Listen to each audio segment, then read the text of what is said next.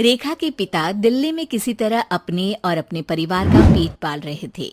पर एक दिन, अरे रमेश, तुम्हारी बेटी के तो समझो भाग्य ही खुल गए। वकील लड़के का रिश्ता आया है। अरे वाह, कब करना चाहते हैं शादी? वो लोग तो जल्द से जल्द ही करेंगे। बाकी शाम को मैंने रेखा को देखने के लिए बुला लिया है। तेरा घर छोटा है तो तुम लोग मेरे घर ही आ जाना। राकेश और उसकी बीवी सारी तैयारी के साथ रोहित और रेखा की शादी कर देते हैं। लेकिन अगले ही दिन, देखो रेखा, शादी भले ही हो गई है, लेकिन तुम ये मत सोचना कि मैं किसी जोरू के गुलाम टाइप रहूंगा। रेखा को रोहित की बात अजीब लगती है। मैं ये तो सोच भी नहीं सकती और ना ही चाहती हूँ, लेकिन शादी के अगले ही दिन इस तरह की बात की उम्मीद भी नहीं थी। रोहित रेखा के मुंह से ये बात सुनकर गुस्सा हो जाता है। अरे, काफी जबान भी चला लेती हो। माँ ने सिखाया नहीं कि पति से कैसे बात करते हैं?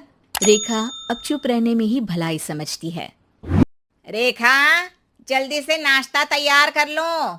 आज पहला दिन है, सारे काम तुम्हें समझा दूंगी।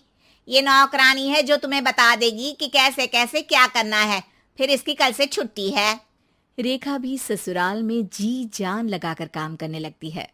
खाली समय मिलता तो पति के वकालत की किताब उठाकर पढ़ने लगती। ये क्या, जब देखो तब पढ़ती रहती है। अच्छा सुन, कल पिता के घर से 20,000 रुपये लेकर आना। मेरे छोटे बेटे की फीस भरनी है। लेकिन पापा क्यों भरेंगे उसकी फीस? अरे वाह जी वाह, पापा क्यों भरेंगे? तो ये बता, हम क्यों रखेंगे तुझे यहाँ? क्यों खाना देंगे फ्री में? अरे, क्योंकि मैं बहू हूँ इस घर की। तभी वहाँ रोहित आ जाता है। अरे वाह, बड़ी जबान चला रही हो। चुपचाप माँ जो कह रही है वैसा कर, वरना सामान उठा और जा अपनी झोपड़ी में। बेचारी रेखा क्या करती, पिता के घर जाती है, उनको सारा हाल बताती है। पिता भी जैसे तैसे पैसों का इंतजाम कर बेटी को ससुराल के लिए विदा करते हैं। देखा, अब कहाँ से आए पैसे? अरे बहुत माल है तुम लोगों के पास, बस सीधी उंगली से निकालते नहीं। नहीं नहीं माँ, पापा ने अपनी मोटरसाइकिल बेचकर पैसों का इंतजाम किया है। पता नहीं अब वो ऑफिस कैसे जाएंगे। अरे वाह भाई, ये भी हम सोचे। खैर, जैसे तैसे दिन बीतते हैं।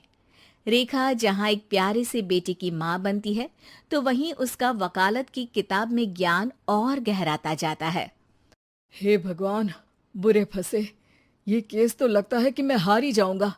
देखिए, मैंने आपकी इस केस की फाइल पढ़ी थी। इस केस को जीतना बहुत ही आसान है।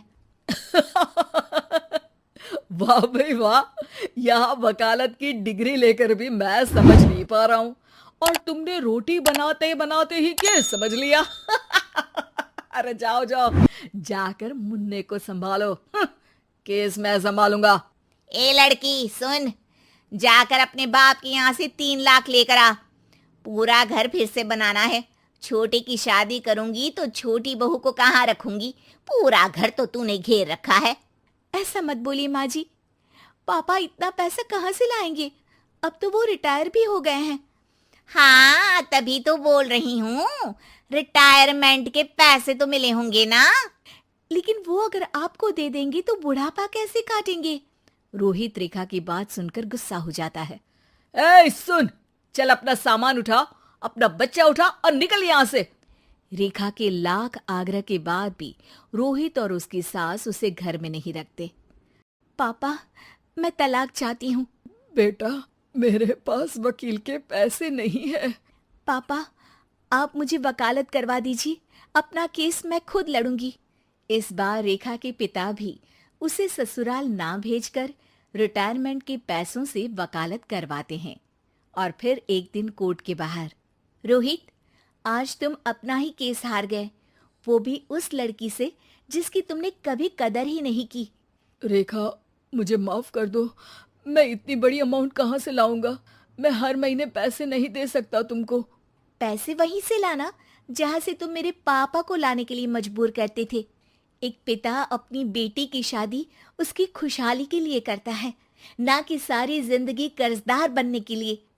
अरे, मेरे ही बेटे की किताब पढ़ पढ़कर ज्ञान बांट रही हो। वकालत की किताब तो ससुराल में ही पड़ी थी ना। बिल्कुल, यहाँ मेरी गलती रही। जिस पैसे से मैंने इसकी शादी की थी, मुझे वो पैसे पहले इसकी पढ़ाई में लगाना चाहिए था। और आज रेखा एक जानी मानी वकील के रूप में काम कर रही है।